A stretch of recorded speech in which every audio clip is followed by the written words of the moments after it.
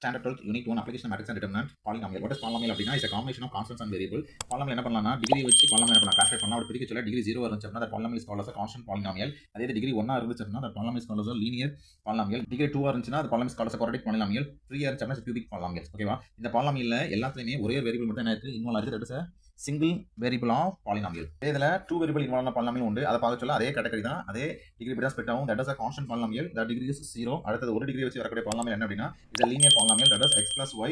அடுத்து 2 டிகிரி வச்சு வரக்கூடிய polynomial is a quadratic polynomial. x ஸ்கொயர்ல இருக்கும். அடுத்து cubic அப்படினா பவர் வந்து 3 இருக்கும். ஓகேவா?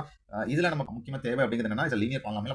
நம்ம linear polynomial மட்டும் ஜஸ்ட் எடுத்து என்ன பண்ண போறேன் அத பத்தி மட்டும் பார்க்க போறோம். this polynomial is otherwise called as a linear equations. linear equationsக்கு 2 variable 3 variable and n variables of unknown வச்சு என்ன பண்ணலாம் polynomial linear equations ஃப்ரேம் பண்ணலாம். அதுல ஏற்கனவே என்ன பண்ற 2 variables 3 variables எல்லாம் என்ன பண்ணிருக்கோம்னா previous classes up to 10th and 11th வரைக்கும் பார்த்திருப்போம். இப்போ என்ன பண்ண போறோம் 12thல n variables வச்சு வரக்கூடிய linear polynomial பத்தி பார்க்க போறோம். system of linear equations அப்படினா set of finite linear equations with n variables. ஓகேவா? இத என்ன சொல்வாங்க system of linear equations. system of linear equationக்கு general form எப்படி இருக்கும் அப்படினா a11 x1 plus a12 x2 up to xn is equal to b1. ஓகேவா? இதுல unknown அப்படிங்கிறது xn is an unknown. அதுக்கு அப்புறம் number of n variable equation involved is equal to m. okay அதான் கடைசியா என்ன வந்திருக்குன்னா anm is equal to amn x is equal to bm அப்படினு வரும். இதுல number of equation அப்படிங்கிறது m, number of unknown variableங்கிறது n, unknown variableங்கிறது x1 x2 x2 up to xn. ஓகேவா? இப்போ நம்ம என்ன செய்ய போறோம் அப்படினா இந்த சிஸ்டம் ஆஃப் லீனியர் ஈக்குவேஷன்ஸை இன்னொரு வகையில் எழுதலாம். எப்படி எழுதலாம் அப்படின்னா ஒரு மேட்ரிக்ஸ் ஃபார்முலா, அதாவது a11 a12 up to a1n, அதுல இருந்து கீழே an1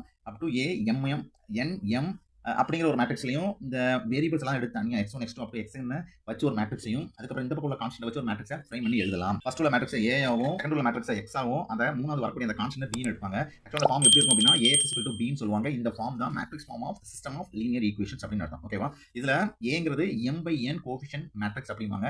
x அப்படிங்கிறது n/1 காலம் வெக்டார் வேரியபிள்ஸ்.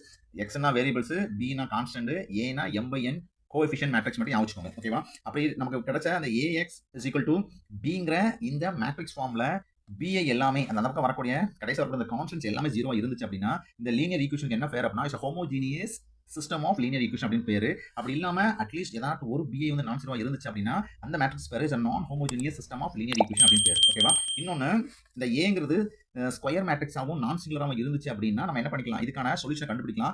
சொல்யூஷன் கண்டுபிடிக்கிறதுக்கு 3 மெத்தட்ஸ் இருக்கு. First method is matrix inversion methods, இன்னொரு ஹேமர்ஸ் ரூல், காஷியன்ஸ் எலிமினேஷன் மெத்தட்னு 3 மெத்தட் மூலமா என்ன பண்ணலாம் அந்த சிஸ்டம் ஆஃப் லீனியர் ஈக்குவேஷனுக்கு சொல்யூஷன் கண்டுபிடிக்கும். அப்படி கண்டுபிடிச்சல எந்த சொல்யூஷனுமே வரல அப்படின்னா நோ சொல்யூஷன் அப்படின்னா the equations of linear equation is called as or is said to be inconsistent. அதே இது ஏதாவது அட்லீஸ்ட் ஒரு சொல்யூஷன் கிடைச்சிச்சு அப்படின்னா அந்த சிஸ்டம் ஆஃப் லீனியர் ஈக்குவேஷன் என்ன சொல்லுவாங்க அப்படின்னா is said to be a consistent அப்படின்னு சொல்லுவாங்க.